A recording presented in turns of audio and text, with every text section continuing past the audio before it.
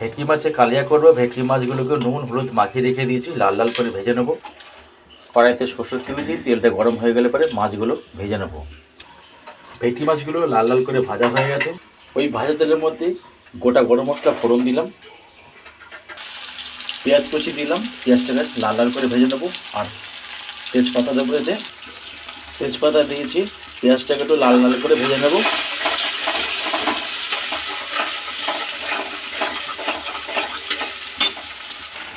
আদা রসুন পেঁয়াজ টমেটো বাটা দিয়ে দিলাম, এটাকে একটু কষিয়ে নেব। মশলাটা কষানো হয়েছে, হলুদ লঙ্কা গুঁড়ো মিট মশলা গরম মশলা জলে ভেজানো ছিল, এটা আমি এখন দিয়ে দিলাম। আর একটু আমি কষিয়ে নেব।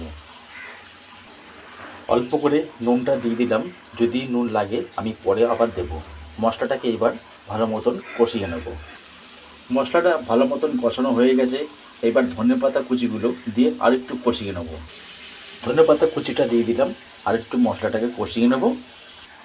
মশলাটা ভালো মতন কষানো হয়ে গেছে, আর মশলা থেকে ভাজা গন্ধ ছেড়ে দিয়েছে।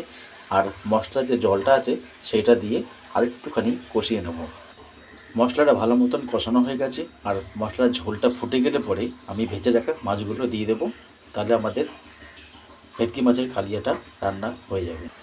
মাছের ঝোলটা ফুটে গেছে, আর ভেজে রাখা মাছগুলো এবার ঝোলের মধ্যে দিয়ে দেবো। ভেজে রাখা মাছগুলো আমি দিয়ে দিলাম ঝোলের মধ্যে।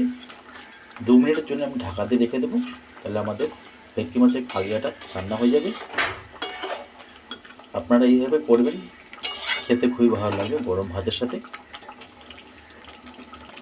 আমাদের ভেটকি মাছের কালিয়াটা রান্না হয়ে গেছে, আপনারা এইভাবে করবেন, খেতে খুব ভালো লাগবে। যদি ভিডিও ভালো লাগে লাইক শেয়ার সাবস্ক্রাইব কমেন্ট জানাবেন। আজকের ভিডিও এখানে শেষ করলাম। নমস্কার।